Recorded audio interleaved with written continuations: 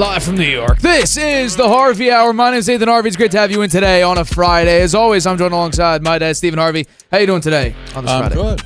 I'm good. I'm glad it's Friday. We've got some nice topics tonight. We got a lot to talk about. Some historic performance last night from Steph Curry and the Golden State Warriors. What a comeback they had in the second half. We also have some breaking news that we're going to talk about right about now. And also, we got a lot of quarterback news, actually. All three of our NFL topics today are all about quarterbacks. So we'll get into it with our first topic, which is the breaking news, which is Matt Stafford is returning to the Los Angeles Rams after a very impressive season. Being down as far as they were to open up the year with a bunch of their injuries, they were able to make it very far and nearly beat the Philadelphia Eagles, which would have stumped any chance of them even making the Super Bowl this prior year. He had a pretty decent year again. Main targets banged up early in the year on IR. Offensive line banged up. Their defense, though, was the story, I would say, for most of the year because Aaron Donald went down, and the big question was, how will the Rams bounce back? Well, they did a phenomenal job, in my opinion. But the story right now is Matt Stafford and the Los Angeles Rams have reached an agreement today on a restructured deal to keep him in Los Angeles. There was a report that was controversial, I would say, that he went over into Montana with Tom Brady to go skiing, which, again, who knows if that's true or not. Ian Rappaport says no. Meanwhile, Jordan Schultz says yes, but regardless, it doesn't matter anymore because Matt Stafford will remain as the Rams quarterback. The numbers will be sort of doled out as the weeks go by, but as of right now, it is official. Matt Stafford and the Rams are once again teaming up like he never left. So here's my question to you. Do you think that this was the correct move for both Matt Stafford and the Los Angeles Rams to remain together? Most definitely. We talked about this, last week, I guess, and I was an advocate for the Rams to bring back Matthew Stafford, given how he's played for them. He has had some injuries, but when he's been in there playing and he's had the tools around him, he's been very good. And he won a Super Bowl with them the first year he was there. Then he got hurt and missed some games, but the past 2 years, he took him to the playoffs last year, lost to the Lions in a very, very close game. And then he took him deep into the playoffs this year, losing in the divisional round to the Eagles in terrible weather. It was snowing the whole game. And there was mistakes made by the Rams along the way, some by him, actually. But at the end, they were driving down the field for what could have been the winning score, and they got down to the 20-yard line or so. And if it hadn't been for that sack by Jalen Carter and the subsequent fourth down play, which he couldn't pull off, hey, who knows? They might have been in the Super Bowl, or at least in the NFC Championship game. So, he's not going anywhere. After there was talk he could be traded to either the Raiders or the Giants, the Rams made sure he stays with them, and I think that's the right move. The terms of the contract, as you said, not been disclosed. We'll know more about that over the next few weeks or so. But he's going to at least be with the Rams for 2025, and it could be where he finishes his career. We'll have to wait and see. He was set to make $27 million in 2025 and had just $4 million guaranteed left on the remaining 2 years of his existing 4-year, $160 million extension he signed back in 2022. He came from the Lions in 2021 and immediately led the Rams to the Super Bowl victory that year. The Rams had given Stafford permission to talk to other teams, but that's over now. They had agreed to some contract adjustments in 2024, but none that were significant enough to secure his services beyond last season. It's reported that the Giants and the Raiders had discussed 2-year deals in the $90 to $100 million range. Was said to be asking for at least $50 million per season to stay in L.A. He will enter his 5th year with the Rams and his 17th season in the NFL. Well, I think that this was the right move because it never made sense. When the report was that the Giants could be a potential team, that made no sense whatsoever. Because yes, well, the Giants have one of the top 5 left tackles in the NFL. He has an injury history, and when he went down after the Bengals game or during the Bengals game, the Giants had the worst offensive line pass blocking wise in the National Football League. And I've showed the numbers consistently every time we talk about Matt Stafford. He has been one of the worst quarterbacks last year under pressure, one of the worst, and sometimes, especially in like turnover-worthy plays, he had the most in the NFL. He also had the 4th most interceptions when pressured last year. So it made no sense whatsoever for Matt Stafford to be traded to the New York Giants. The one that actually, would have been interesting is the Raiders after, Tom Brady and him supposedly just so happens they were in the same place in Montana, same ski resort in Montana. I don't believe that was just by chance. I think Tom Brady was trying to recruit him there. But it also could have been a massive play for Matt Stafford to be like, hey, Rams, the Raiders are right here. Tom Brady's knocking on my door. And that's why, they met and got this done in one day. I think it was also very crucial that they actually just today, about an hour or two ago, re-signed their left tackle. So that's massive as well. So they're trying. They need to upgrade their offensive line because there is an injury history here. So if they figure that out, otherwise their defense was great last year. It was very, very good. At least down the stretch. Early on, it's a very, very young defense. You have to get some cohesion going, and eventually they did, and they actually were one of the best defenses. Basically, by the midway point on, they were a very, very good defense. But they still have a decent amount of work to do. And I think right now, with the way that Cooper Kupp's out the door, that could be an issue for Matt Stafford. Because if he has both those guys out here, that is 2 serious threats that help him out in the passing game. And I've showed the numbers before. Even with just one of those guys out here, Matt Stafford is a below 500 quarterback. So, and also we have to take a look at passer rating when targeted. Who is the higher passer rating when targeted on the Rams last season? Cooper Kupp was number 1 on the Los Angeles Rams. So while Puka Nacua is a tremendous receiver in the last 2 years, he has been very, very good. I think Cooper Kupp is still should be the guy. And will he go somewhere and excel? I mean, as long as he doesn't go to a team that doesn't have a quarterback, if he has an average to slightly above average to phenomenal quarterback, I think Cooper Kupp will still put up some massive production. But the Rams want to move forward with just Puka Nacua, and if they draft anybody, of course. But no, this was always the right move. The Steelers didn't make any sense. The Jets obviously made no sense. Giants definitely made no sense whatsoever. So I think when it comes down to it, the Rams should have been and are the only option for Matt Stafford in 2025. And obviously beyond, because this is my guess is a 2-3 year deal, most likely. Well, last season, 65%, almost 66% completion percentage, 3,762 yards passing, 20 TDs, 8 interceptions, won the NFC West, won one playoff game, and gave the Eagles all they could handle in the divisional round. He turns 37 in February, but he still seems to have a lot of mobility and was actually the second ranked quarterback in the NFL last year to execute run design plays for a quarterback. So that's pretty interesting that he did run the ball quite a bit. You look at his contract that he had, which was obviously not going to be one that would be acceptable to him, to somebody of his caliber. You look at Jared Goff, who we replaced in L.A. He signed a $53 million a year extension in 2024, but Stafford has, by and large, had the better career overall. Stafford's won a Super Bowl. His numbers are a little better, so I think he deserves pretty big money. I'm sure he's gotten, given what the Giants and the Raiders were offering, and maybe if he did have that ski trip to Montana, he ought to shake hands with Tom Brady for helping him out getting that contract done, because I'm sure the Rams, if they got spooked by that, if it was true or not, if it's a rumor out there, they got the deal done in one day. So it's obvious they didn't want to lose Stafford, and as I said, I think it makes a lot of sense. Who else would they have gotten? We talked about a lot of different options, and none of them I think were as good as this one.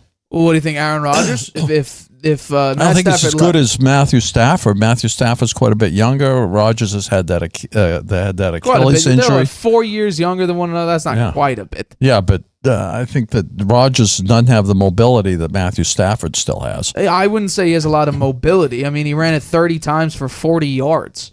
You call that mobility? He's got one wheel. It's Stafford? Yeah. Well, 30 attempts, 40 yards. I wouldn't call that mobility. Yeah, well. It's like saying Tom Brady has mobility. Well, he may be in the pocket, but you break out of the pocket, he's not going anywhere. I watch him play. I think he's pretty mobile when he needs to be. Well, I mean, I'm not going to necessarily disagree with what I'm saying. I think he's more mobile than Aaron Rodgers, right? Who were some of the other choices that would have gone? Maybe Darnold? Sam Darnold's a perfectly fine option. Could have been an option. I'm not sure perfectly fine compared to Matthew Stafford. Rodgers had 22 carries for 107 yards. He was running it more at 41 years old than Stafford was at 36. He was running for his life. Exactly, because he needed to. The Jets' offensive line was bad, but Stafford under pressure doesn't operate very well. But Darnold wouldn't be as good a choice as Matthew Stafford. I mean, how do we know? Because Darnold hasn't done anything in the playoffs. He never really. Well, I mean, he had one playoff game, and he lost it. He got sacked 9 times. Yeah, well, that's because he was holding the ball too long. No, not always. That interior of the offensive line and down your starting left tackle in Christian Darrisaw. I mean, I would say it's going to be pretty difficult against that defense, against the Rams defense, with about 4 phenomenal pass rushers and the defensive rookie of the year to put up a great performance. Stafford's a very capable. Stafford is a very capable quarterback in the playoffs. Look how well he's played. He's played very well in the playoffs.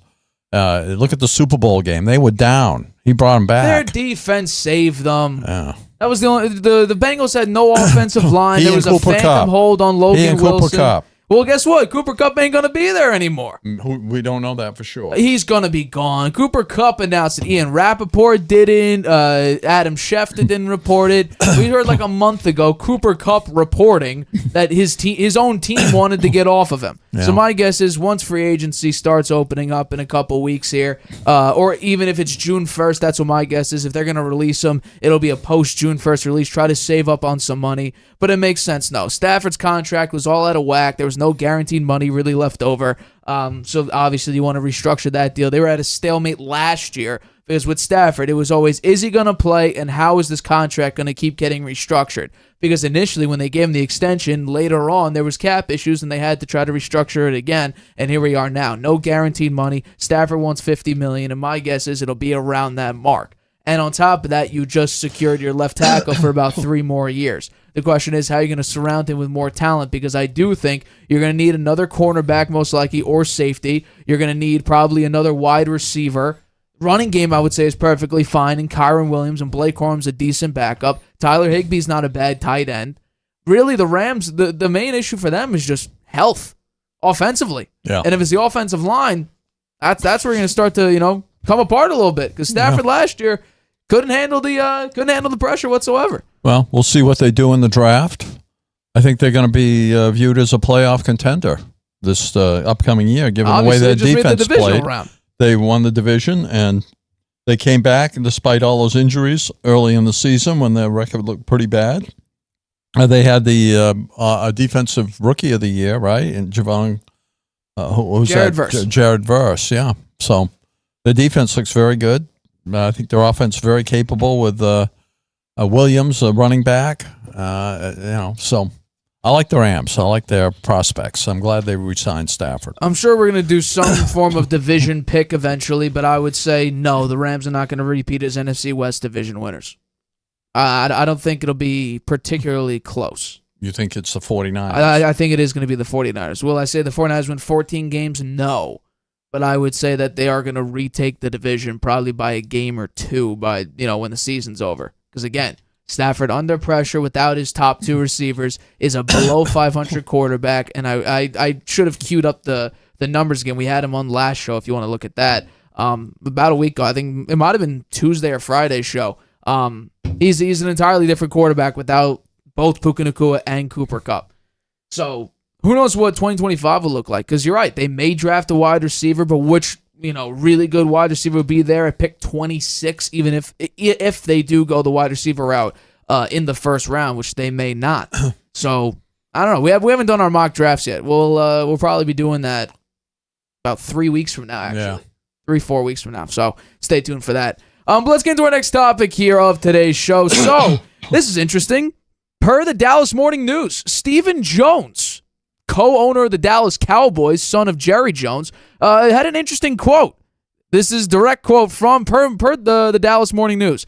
I think one of our goals is to get a young quarterback in the draft. I don't know where that's going to be. That's why we gave a 4th-round pick for Trey Lance. It seems like all the quarterbacks, even guys we have in the 4th round, go in the 1st. They always go much higher than what you think. So it looks like the Cowboys, even though they just gave Dak Prescott $60 million a year contract for 4 years, it seems like they're looking for at least a backup, and Trey Lance obviously isn't going to be that guy with Cooper Rush and Trey Lance both expect to hit free agency. Jones wants Rush back, but he believes that the team is going to get outbid for backup quarterback Cooper Rush. Here's my question to you. What does this mean for Dak Prescott's future that the Cowboys are expected to draft a rookie quarterback in this upcoming draft? I don't think it means anything. I think that Dak Prescott's the starter, and everyone in the Cowboys organization thinks that and understands it. I think this is more of a money situation where the Cowboys have very little cap space. They have to sign Micah Parsons. They have some other players that they have to make sure they keep under contract. They have a financial issue, and they know that Rush and Lance are going to be free agents. Steve Jones said, Trey Lance, we brought him in, and then we gave Dak the big contract, so we're not surprised that he'd want to try to go somewhere else, and that's what he's going to do. They're not going to try to retain him. Cooper Rush, as you said, they'd like to have him, but they're going to get outbid for him, and I would say his likely landing spot might be the Saints, because they need a backup at the Saints for Derek Carr, who has repeated injury histories. They did take the flyer on Trey Lance, as you said, the 4th-round trade to the 49ers for him, and in the 3rd-string role, he spent most of his time watching from the sidelines. He had a start the last game of this past season. He was 20 of 34 for 244 yards, so he didn't play so bad. I think there'll be some interest in him. I don't think everyone's totally given up on him, but probably he might move up from 3rd string to backup quarterback wherever he winds up. It's not going to be with the Cowboys. Let's see. What else did I want to say about it? I have a lot to say about this one. I think where are the Cowboys going to look here? They're going to look at free agent market. They may try to sign a veteran with experience, maybe like Fields, but I don't think they can afford him either. He's going to be a starter. Yeah. They would or Drew Lock. Backup. Maybe Drew Lock is a potential backup. He's going to be a free agent. But as I mentioned, the limited cap space and the impending extension with Micah Parsons, the NFL draft is where they could find depth at a position at a relatively inexpensive cost. The rookies work out in the combine this Saturday, and probably they'll be there to watch that. You mentioned they gave the 4th-round pick for Lance because they see that all the quarterbacks are gone by the time you get to the 4th round, even though they say they're not going to be. They have 4 5th-round picks in this draft. They could trade up to get a 4th rounder. They don't have one. If the quarterbacks start going earlier than predicted by the mock draft, some of the rookie quarterbacks that they might pick up in the draft, Will Howard. He led Ohio State to the national title, which raised his stock, and he played a lot better in the playoffs than he did during the year. So that he looks like a potential higher draft pick than you might think. Kyle McCord, he transferred to Syracuse. He was the starter for Ohio State, and Will Howard took his place. He led all FSB quarterbacks with almost 5,000 yards passing in 2024, so he can throw the ball. You have Dylan Gabriel as Oregon's That's quarterback. the only one I think is going to be available at that time. And Curtis Rourke from Indiana. They both played well in the playoffs. The Cowboys have Oregon the 40. got slapped. What do you mean? Huh? Oregon got slapped by Ohio State. Yeah. Well, He played terrible in the playoffs. the Cowboys have the 44th pick, which they could be used to draft Texas quarterback Evers. He might not be there at number 70. They also have number 76. He might not be there. They could trade down to target him later in the second round or early in the third round. Last time they picked a quarterback higher than the third round was Quincy Carter. He was a second-round pick back in 2001. Since 2016, it's been Prescott, a fourth-round pick, Mike White, a fifth-round pick, and Ben DiNucci, a seventh-round pick. They need to be concerned about Prescott's injury history, I think. Over the last 3 seasons, he's started 37 of 51 games. His thumb and hamstring injuries have been bothering him. Rush was 9-5 as a starter, so, if Prescott's out, they got to have somebody that's legitimate backup. Both Lance and Rush are going to be gone, so who's it going to be? Well, I think first off, this doesn't surprise me at all, and this is more so I'm going to gloat a little bit, so bear with me a little bit. I find it funny how Trey Lance, before he got traded, Mike Silver, when he was still in the 49ers, Trey Lance was, Mike Silver said that in January of, I think, 2022 or 2023, that Trey Lance was worth a third-round pick. He ended up going to the Cowboys, which was a massive overpay as a fourth-round pick. Now Trey Lance has cost teams the same amount of draft picks as he has passing touchdowns. 5 draft picks, 5 touchdown passes in the NFL. He's not a good quarterback. There's not a lot of potential. The last time you saw him before that Week 18 game where nobody cared, he had 5 interceptions in the preseason. It was ugly. People thought coming to the Cowboys in year 2, he'd surpass Cooper Rush. Not a chance. Cooper Rush knew the system, started off 5-0 as a starter when Dak Prescott had that gruesome ankle injury. I mean, he was a very competent quarterback. And you know what? He led the Dallas Cowboys. After Dak Prescott went down, they ended up with a 7-10 record. That's pretty damn good. So I think really the only option is you're not going to be giving up a top 3 pick for a backup quarterback when your starting quarterback's making on average $60 million a year. And for damn sure, you're not going to be going in the first 12 picks. You're not going to be going in the first round drafting a quarterback. This would be if you needed a quarterback as your starter, you would do it. I think right now you're looking at Ashton Genty, Boise State's running back, most likely, or you can go offensive guard with Zach Martin retiring, and as well Trey Smith getting non-exclusive franchise tagged by the Kansas City Chiefs. That's a route you could go, and especially because Jerry Jones doesn't do free agents, and we also heard reportedly that the Cowboys are going to be selectively aggressive. Well, in my ears, and when I look at that quote, I think, okay, they're really not going to do much. As soon as, someone becomes a little bit too expensive or the number one guy they're looking at either gets traded away or picked up by another team, they're never going to even look at the position again, kind of like Derrick Henry. I don't know why they didn't give the man $9 million per year for 2 years like the Ravens did. But anyway, I'll continue with this. Trey Lance, though, no. I don't think that if you wanted to bring him in at very cheap, I think you can. I don't think he has a massive market. But I think the answer, to answer your question, I think the best one, there's actually 2, is Zach Wilson and Mac Jones. I think both those could actually come in and play because both of those quarterbacks, we've seen Mac Jones actually perform pretty well in a Jacksonville team that was very disappointing, and coming in against the Houston Texans, being down, I think it was 20-3, nearly coming back and end up losing 23-20 in that game. But still, coming back the way he did after Trevor Lawrence went down, it was impressive. He had some moments. Zach Wilson, he's been itching to get his own spot. He was the 3rd-string quarterback this past year behind rookie Bo Nix.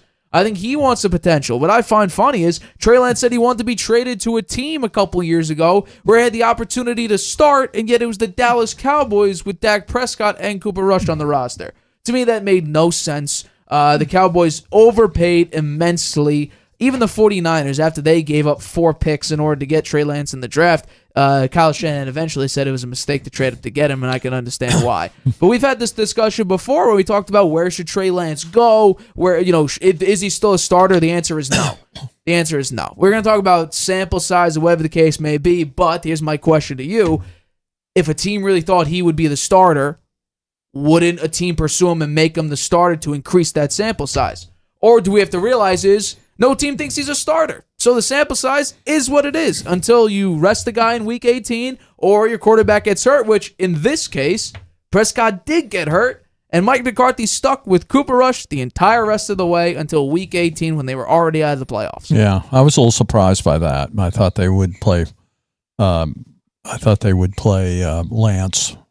Lance more than that. I mean, maybe they thought they had some outside chance at the playoffs. That's how kind of Jerry Jones thinking. That's probably why Cooper Rush was in there all those games until the end. But they were in bad shape, and Cooper Rush did get them to a 7-10 record. So that's pretty good. And they beat the Commanders, right? That was they that lost game to the Commanders. They lost 23-18, I think 19. I thought they beat the Commanders 23-19. Oh no, they did beat the Commanders. That was when they were 10-point underdogs. yeah, that was at the end of the season. Yeah, but it wasn't the last game of the year. It was Not the last game. No, I'm not talking about the last game. I'm saying Trey Lance they didn't play in that game. I'm talking about Cooper Rush. Right? Yeah. He beat the November Commanders. 24th. They beat him 34-26. Right. Yeah. On a Cavante Turpin kick return touchdown. Yeah. Where could Trey Lance go? I don't see him. I don't think it matters. I don't think he can be a starter. The only team that I would actually be interested in, and which I could potentially see just based on the scheme and based on his body size and what his athletic ability is the Baltimore Ravens being the backup there. That's the one that I could think about. The Jets, I don't think he'll go there. The Giants potentially could look at him. But I'm taking a look at the other quarterbacks here that are just available for other teams to pick up before they even think about Trey Lance. Sam Darnold, Joe Flacco, I would put out there. Justin Fields, Russell Wilson, Kirk Cousins, Aaron Rodgers. All these quarterbacks I would look at. There's a lot of quarterbacks, a lot of free agent quarterbacks. To be honest, I wouldn't even sniff Trey Lance right now because, again, you look at him, he said, he's big, he's 6'4", weighs, 226 pounds.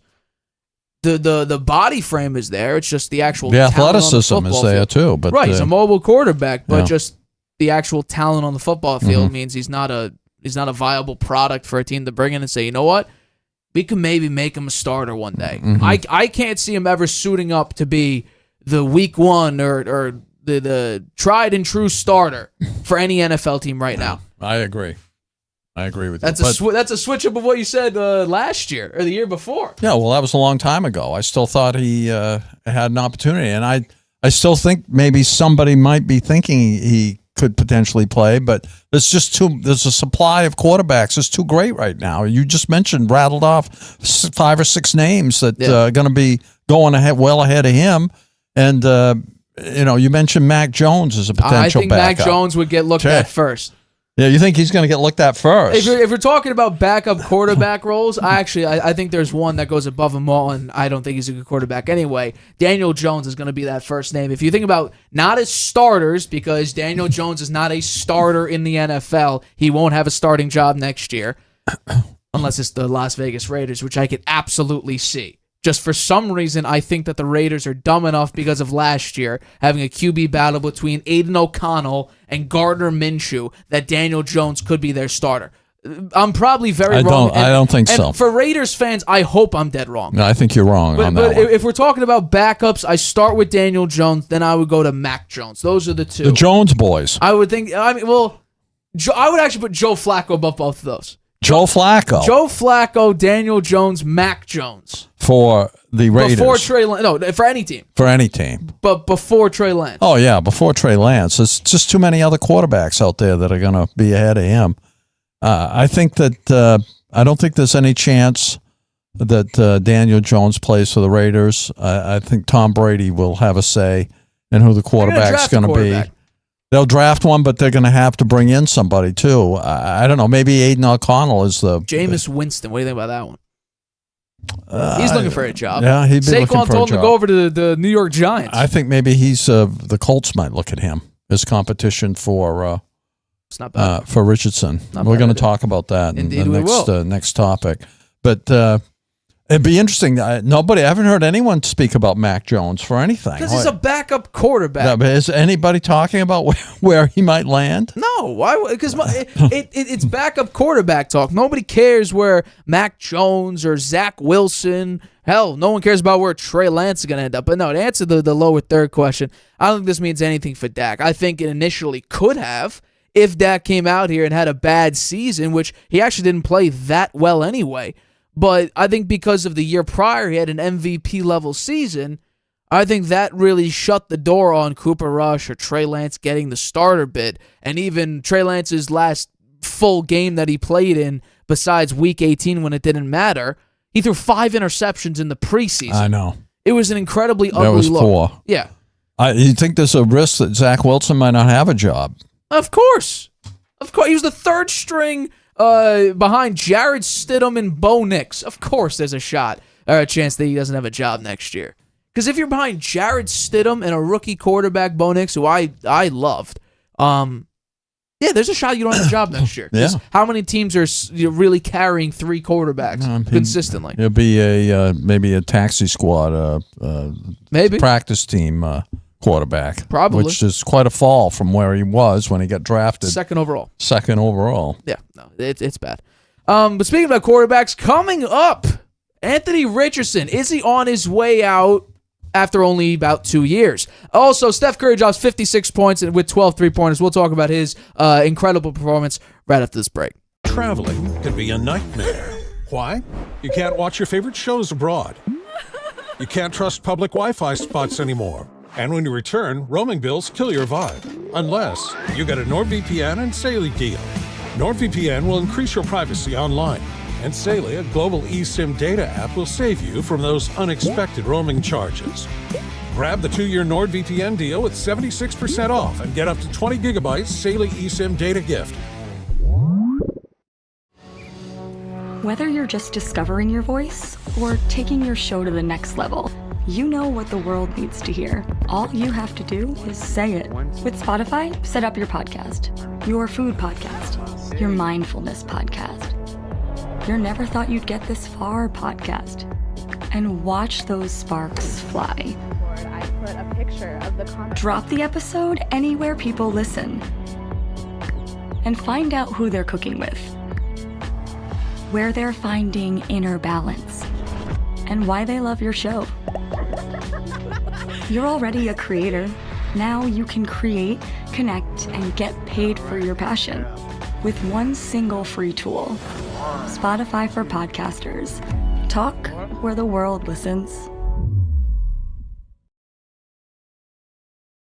Welcome back to the Harvey Hour. My name is Nathan Harvey. It's great to have you in today on a Friday. As always, I'm joined alongside my dad, Stephen Harvey. Let's get into our next topic of tonight's show. So, Indianapolis Colts general manager Chris Ballard has stated that the team intends to add a quarterback during this offseason, whether that's through the draft or through free agency. And on Tuesday, during the NFL Scouting Combine, Ballard spoke with reporters and doubled down on their plans to add a quarterback to have serious competition with Anthony Richardson for the 2025 season, stating, quote, "It's got to be the right guy to create real competition. I think it's good for the team. I think it's good for Anthony." Richardson did not have a great year last year. 47.7% completion percentage, 1,800 passing yards, 8 touchdowns, 12 interceptions in 11 games. So Joe Flacco even came in because Richardson took him out one game because of fatigue. He ended up coming back, had one good game against the New York Jets, but who doesn't have good games against the New York Jets? So here's my question to you. We've had this conversation before, but I think it's really starting to come into fruition now. Is the Anthony Richardson era over in Indianapolis? I don't think so. We've talked about this a number of times, actually, and my point has always been he only played 4 games in his rookie year. Then he got a hip injury, and he was out the rest of the year. So this year, to me, was really his rookie year, and a kind of an extended rookie year. And he didn't play well. He only completed 47.7% of his passes, which was the worst in the NFL and the worst over a number of years now in the NFL, which was very poor. He made some poor decisions. He didn't seem like he was ready to play a number of times, and that bothered them a lot, and rightfully so. I mean, you got to come to play. But they only have Jason Bean as their only other quarterback under contract, and they're going to be looking for somebody, and it's intriguing. I'm sure we're going to guess who it might be here. it says they say it's got to be the right guy to create real competition, but we want to create real competition. The Steichen, the coach, said competition is great for everybody. He's looking for more consistency from Richardson. Is it a make or break year for Richardson? They asked Steichen, he says, you got to show up and play. And every year is a pressure situation, and you got to show up week in and week out and put on your best performance. And that's something Richardson didn't do. A very inconsistent. Sometimes, as you said, he gets set down because of fatigue. Come on. You're an NFL quarterback. This is all you do for a living. You got to be in really good shape. That's a given. As I mentioned, his 47.7% completion percentage, lowest among any quarterback for several years. He only, as I said, he only played the 4 games last year and was benched for a period of time in 2024 when Flacco came in.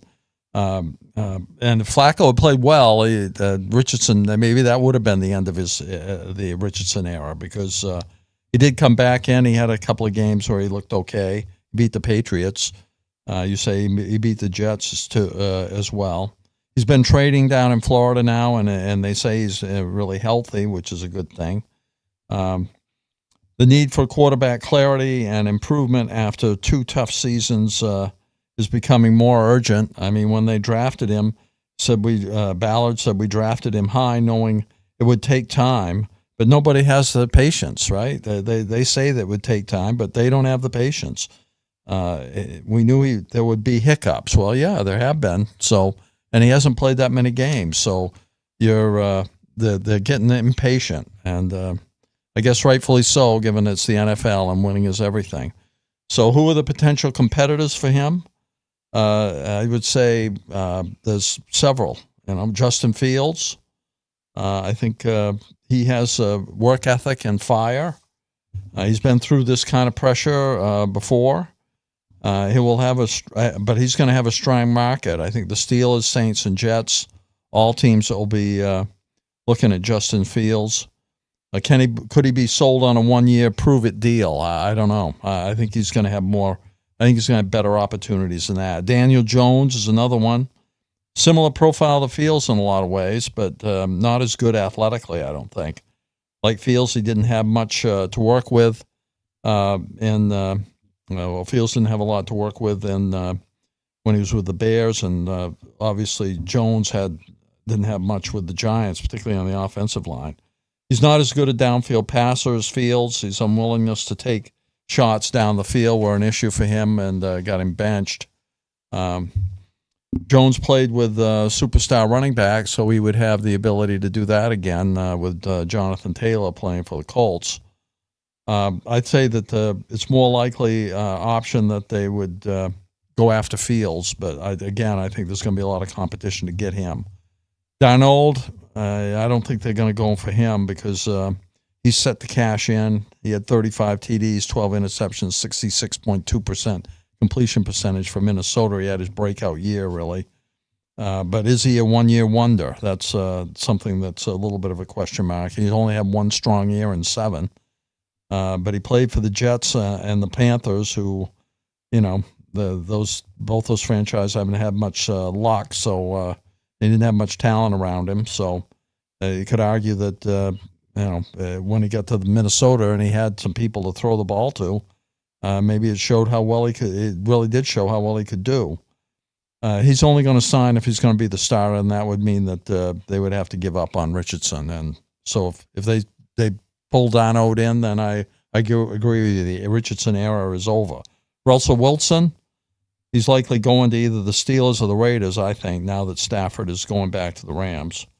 Jameis Winston, number 1 pick from 2015 draft, had 7 starts in 2024. He's a gunslinger. He had 13 TDs and 12 interceptions in 2024 when he was with the Buccaneers. In 19, he had 30 touchdowns and 30 interceptions. But he can throw the ball, man. He can throw it down the field. And so he's somebody that they might look at. The draft, I don't, the good thing there is you don't have to sell anybody on, a prove-it deal because you're drafted. You have to do what they say. And Will Howard, I don't think he'll be there for them. Milroe might be a possibility. So it's really up in the air who the quarterback might be. Those are some potential options. I'd like to hear what you have to say. Yeah, it's been over. It's been over. When you go out to run the football and that's when you get hurt, that takes away a portion of your game. When you take yourself out of a game because you're fatigued, that's a negative reflection onto you. When you have a 40-plus-year-old quarterback going out there and end up beating the Pittsburgh Steelers and outplaying Justin Fields, who you and I both think should be a starter next year, it's not a good reflection of you. When you've missed a full season of games and you've only been in the league 2 years, you've missed a full season of games due to injury, that's a negative reflection on you. When you have completed the lowest completion percentage for a quarterback since 2000, that's an issue. When I'm pretty sure everybody could agree, you put in an average quarterback into the Colts, they would be competing for the AFC South because that is the worst division in football. So, yeah, I think it's over. I think bringing in competition, it already means it's over. Because while it might have worked for Bryce Young played incredible after he got benched. And he also doesn't have an injury history already. It's been 2 years, and Richardson's already missed a full season of games due to an injury.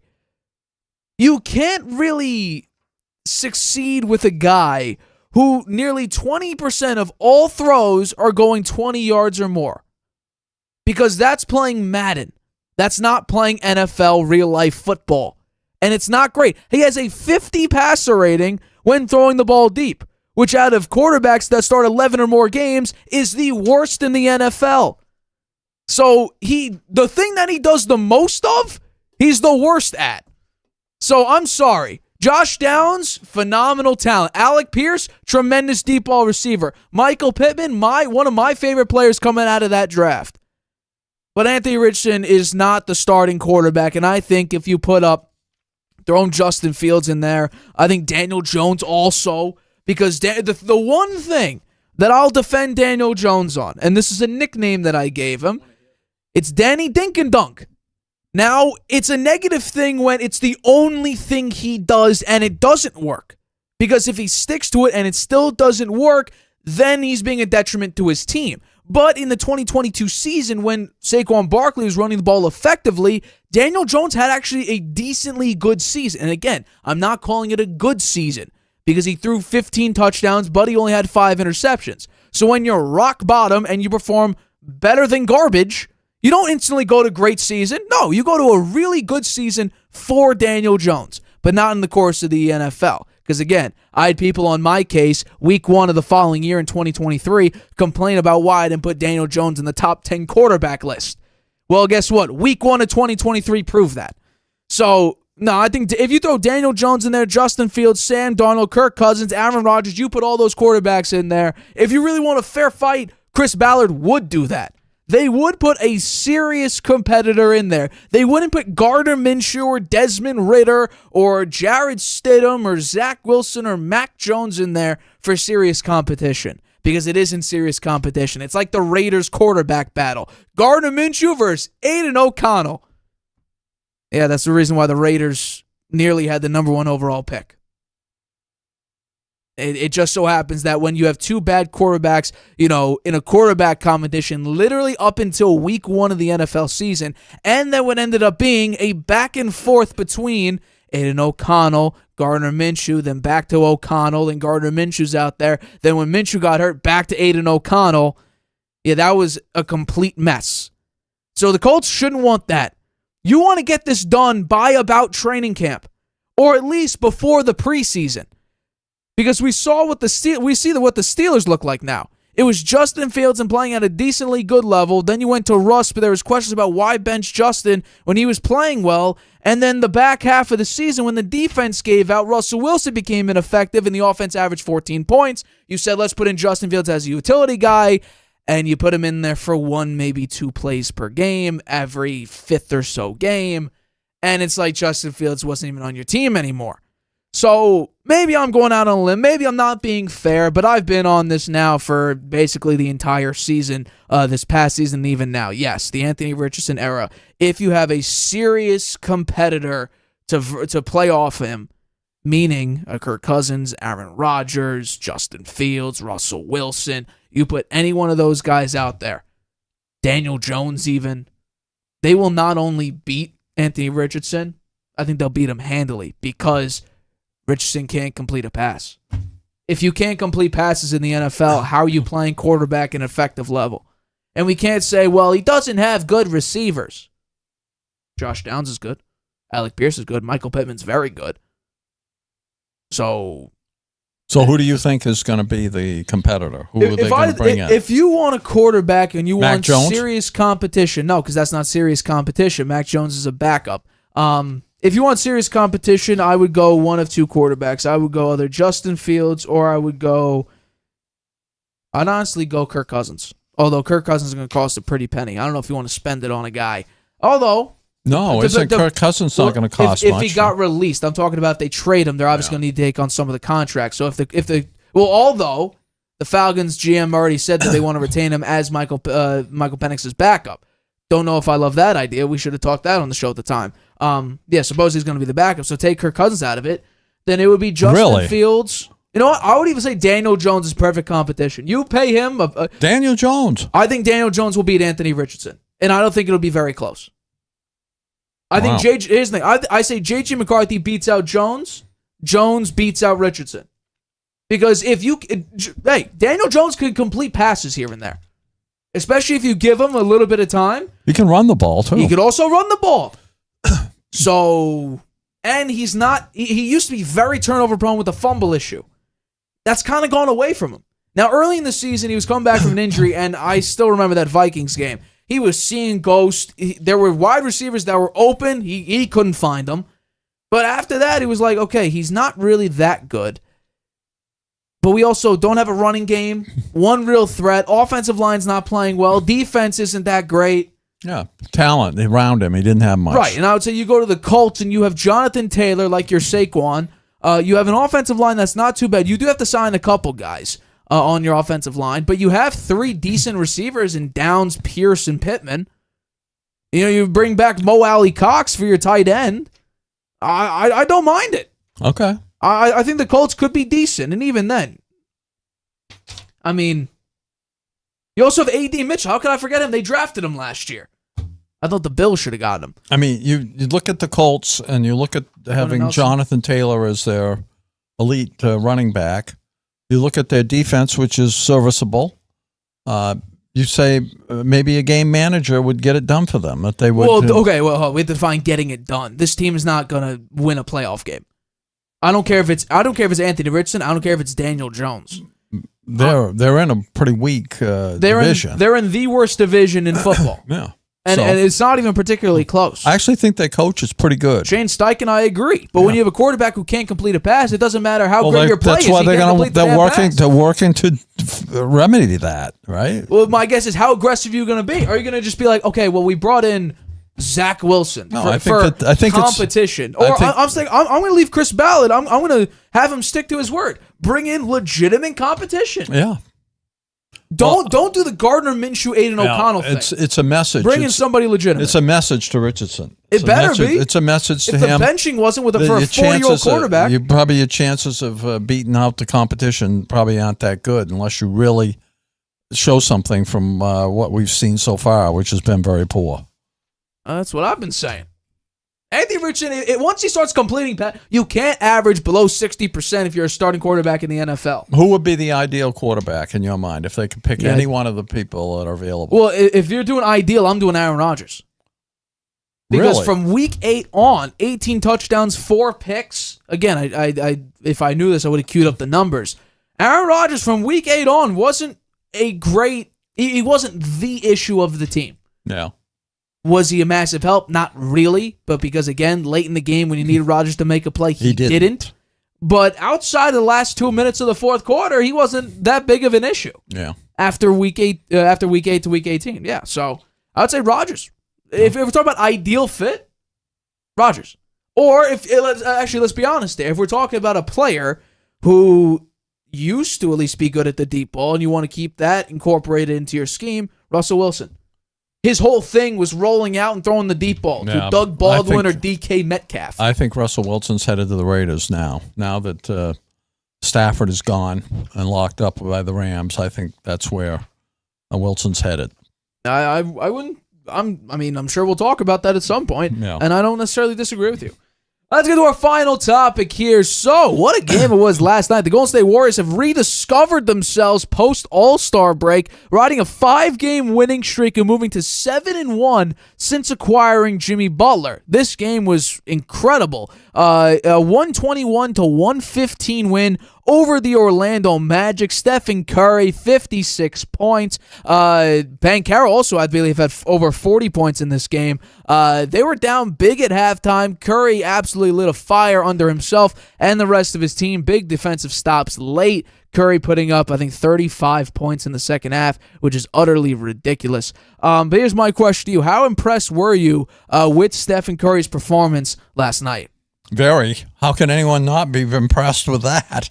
56 points and a 121-115 win, and they were behind by a lot. They were down by 17 points in the second quarter, halfway through the second, about a quarter of the way through the second quarter last night. He had 12 three-pointers, both season high, the 56 points and the 12 three-pointers, both season highs for him. He had a buzzer beater from beyond half court at the end of the first half. He was 16 of 25 overall, 12 of 19 from 3 points. He had 4 rebounds, 3 assists, and 2 steals. He got it going after the Magic had 11, as I said, a 17-point lead midway through the second quarter. Curry had 21 points by the end of the first half, but he was just getting going. Because he got the 35 points in the second half. That's his 45th career game with at least 9 3-pointers.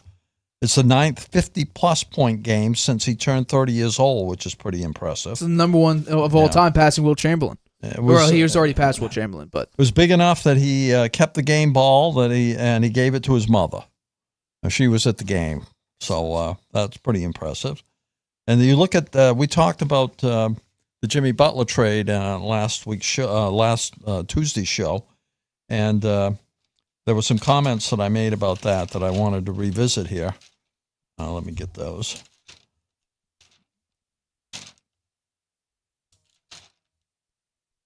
Yeah, so they said that Curry really showed his greatness with Butler by his side.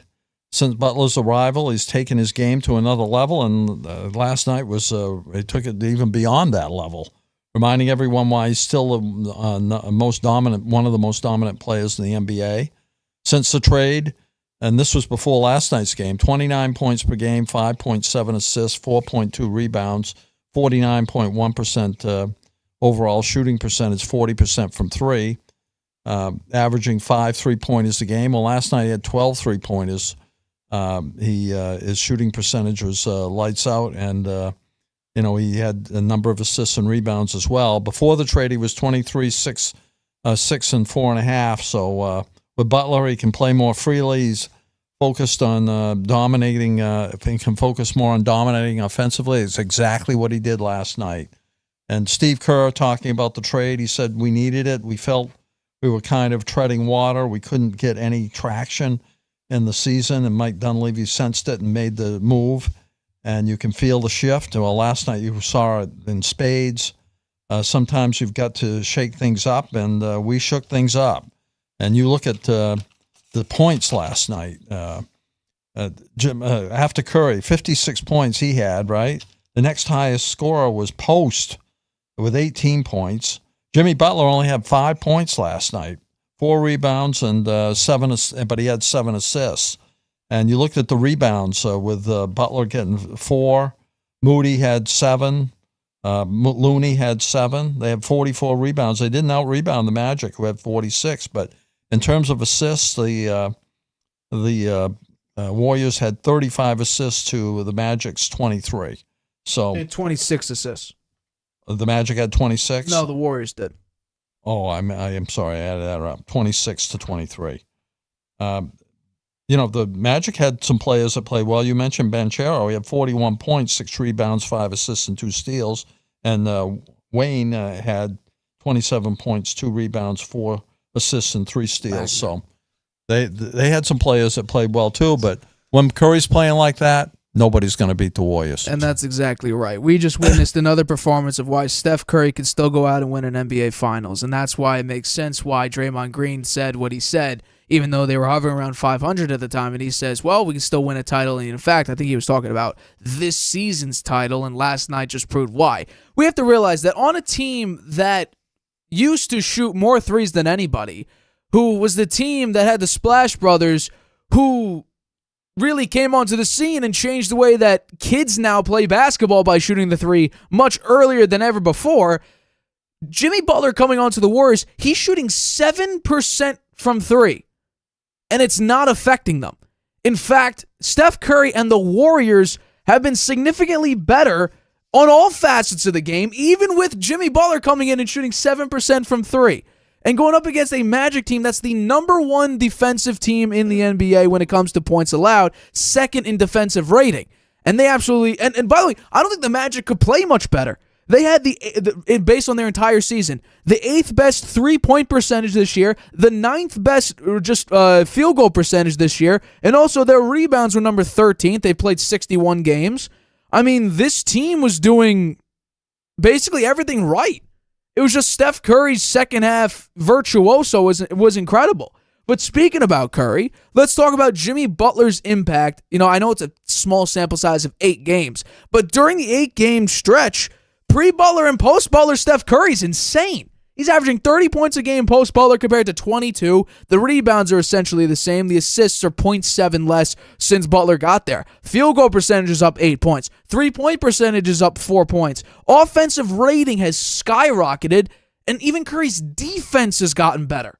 That's what's impressive here. But if we're talking about the team as a whole, one thing that they did not do before Butler got there was shoot free throws. They're averaging 5 more free throw attempts since Butler got there. They're shooting the ball as a team more effectively, 2.2 field goal percentage points higher. They're averaging 3 more assists per game. Their offensive rating has increased by 11 points. Their defensive rating has improved by 5 points.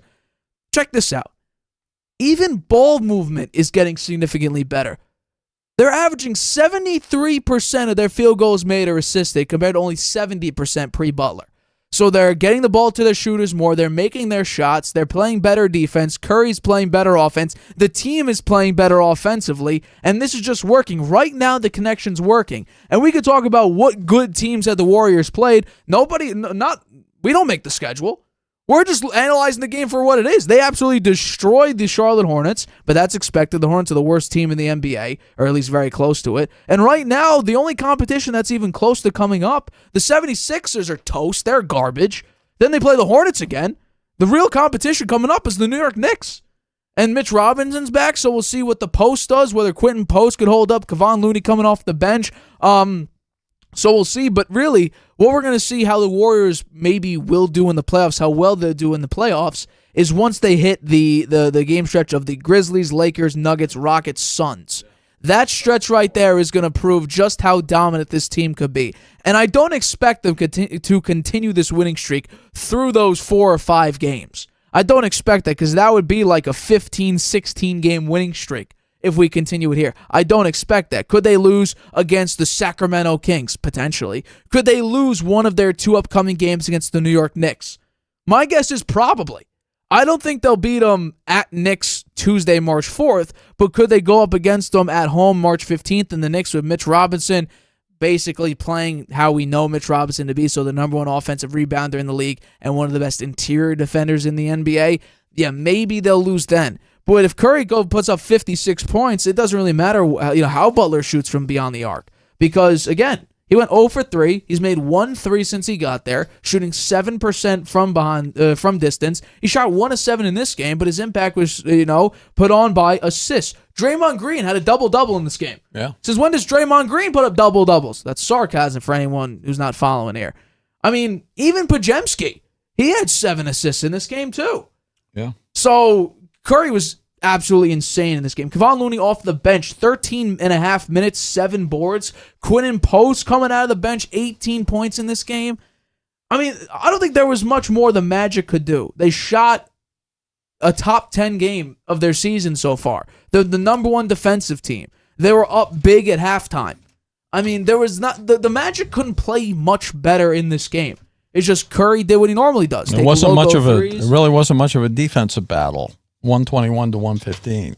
Well, that's how the NBA is. You have to switch your mind from 2010s when people were averaging like 90 points a game in those big time games. You have to alter a little bit. I mean, I would say that the biggest people actually benefiting from this are Moses Moody and Brandon Podziemski, because we already know that Podziemski was supposed to be this catch and shoot guy, the Klay Thompson 2.0. He's not fully ready for that yet. And Moses Moody's a very nice utility guy. We have to realize that they have their moments. For instance, Podziemski just put up a 21-point game on February 21st against Sacramento. He also had 13 rebounds against Dallas. Moody had 22 points against the Kings, and he made 5 of 8 three-pointers. And since Butler got there, I believe he's averaging 50% from 3.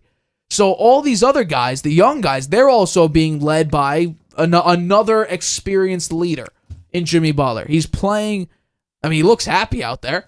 He looks like he's enjoying himself, which is one of the biggest things. But yeah, Moses Moody, he went from going from 9.2 points per game to 14.8. That's a plus 12.5 plus minus over the last 4 games. Podziemski going from 9.7 to 14 points per game, plus 16 plus minus. So everybody's playing at a more effective rate. The entire team is playing better. It's Jimmy Butler effect, right? That was the thing that jump-started them. They were missing one piece, and they got it. And I don't think Steph Curry's going to have 56 points every night, hit 12 three-pointers every night, but he's going to be up around 30 points, I think, because that's what he's been averaging now, as you showed. 30.6 points. This last game helped him a lot since they took 34 free throw attempts. This was the dead last ranked team in free throw attempts. They just put up 34 free throws. Yeah, well, that's a Butler effect as well. He's great at drawing fouls. He didn't have much of a game. He only had 5 points. But he also had 7 assists, and that's where you could really... And by the way, the Magic also had more points off turnovers than the Warriors did. Yeah. They out-rebounded them, nearly out-assisted them, had more steals, didn't have more block shots, but still. I mean... I really don't think... I mean, they've had a 40-point scorer in Franz Wagner who had 27 points. I don't think you could do much better. It's just Curry put up 56 points. You couldn't stop him. You saw it early. The Warriors were down by like 15 points consistently throughout this game. And then late, when Curry normally comes, from out of the woods there and his team needs him, he comes up big and puts him to sleep. So I think this was an insane performance. And that's why I said that I had confidence that this Warriors team could go up against some of the top teams. Like, for instance, I really don't think they fear Memphis at all. I don't think that this team is going to go up for Memphis and be like, you know what? There's a chance we lose. Yeah, I'd take the Warriors in 5. I think you go up against OKC. I'll be a little bit nervous because they have 2 very good big men in Chet Holmgren and also Isaiah Hartenstein. But you can go up against Houston. I think you beat Houston. I think you go up against Denver. There's a shot you beat Denver. Absolutely. Denver lost to Milwaukee last night. Exactly. Yeah. Exactly. I think Giannis had a very nice game last night. Right now the Warriors are the 7th seed. I think they're a game or a half game out of the 6th spot. So for me, I think, well, let's see. They played Denver. They lost them by 4 points. They play them 2 more times. And by the way, that was only in the in-season tournament. So in the regular full season, they haven't played them yet. If we want an in-season tournament, it counts for the win-loss, but it's different stakes there. Yeah. And these are both at home, by the way. I should also point out. They lost both those games? Well, they only played them once so far. Oh, once. And it was at Denver. Yeah. These next 2 games are at home, March 17th and April 4th. Mm-hmm. So that's where you could see how they'll do against Denver, at least in the regular season. So I don't think the Warriors fear really any. Maybe the Lakers. They don't fear the Clippers. They don't fear the Timberwolves, the Mavericks, the Kings. They don't fear anybody within the play-in tournament. I think the only teams that they would probably fear are the Lakers and the Thunder. But that's it. That's really it. So I think the Warriors have a shot. If they keep playing, I don't think, like you said, I don't think Curry's going to put 56 points. Yeah. Maybe again the rest of the year. But play effective basketball, and then with Steve Kerr and Steph Curry playing playoff basketball, there's something that flips because we have to remember Curry put up a 50-piece in Game 7 against the Kings with last year, the year before. So they turn on a switch here, and they turn into playoff mode. Plus, you have playoff Jimmy Butler.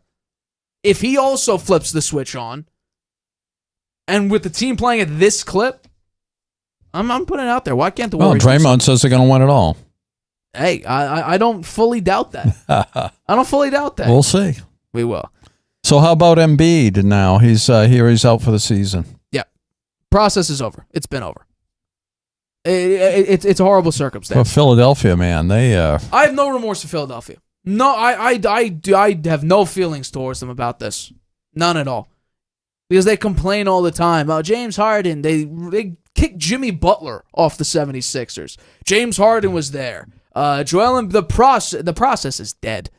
And I think right now with Embiid's health being as bad as it is, the MVP is the only thing of note that we could say that. I mean, we could talk about how he averaged 34 points a game, but yeah, he also played a significant amount of games fewer than anybody else. He's got a knee injury. That's not good. He played 39 games and averaged 34 points. I will also like to point out, and I did this before, in NBA history, him and Luka are tied for the most usage rate in the NBA. And honestly, that's probably coming down because Luka's playing more games.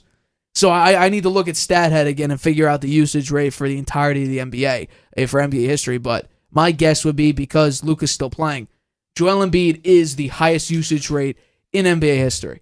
So it doesn't surprise me whatsoever. He missed, the first 2 seasons of his career, always being banged up by injuries. And I think I saw somewhere where Tom Brady has made like 47% of Super Bowls. Joel Embiid's missed, I think, 47% of his games or something like that.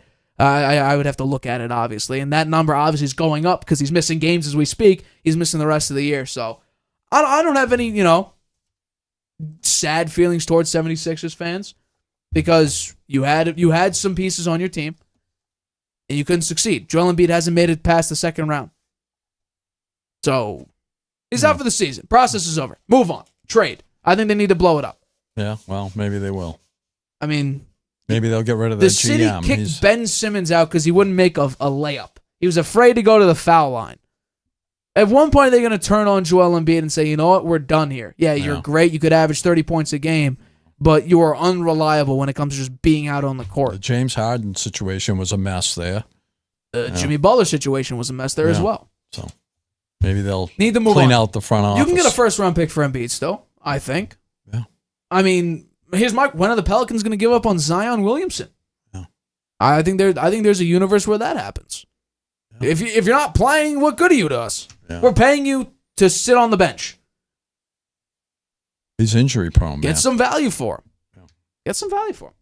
All right, that wraps up today's show of the Harvey Hour. We thank you for the constant support as always. My name's Nathan Harvey. That's my dad, Stephen Harvey. We have been the hosts of the Harvey Hour. You can catch us Tuesday. There's some NFL news that we need to talk about, some stuff that's coming up, and potential more quarterback news, basically. So we'll talk about all of that on Tuesday's show. We'll be right here on YouTube, 6:30 p.m. Eastern. We'll see you then. Good night, Grandpa. Traveling can be a nightmare. Why? You can't watch your favorite shows abroad. You can't trust public Wi-Fi spots anymore. And when you return, roaming bills kill your vibe. Unless you get a NordVPN and Saley deal. NordVPN will increase your privacy online. And Saley, a global eSIM data app, will save you from those unexpected roaming charges. Grab the 2-year NordVPN deal with 76% off and get up to 20 gigabytes Saley eSIM data.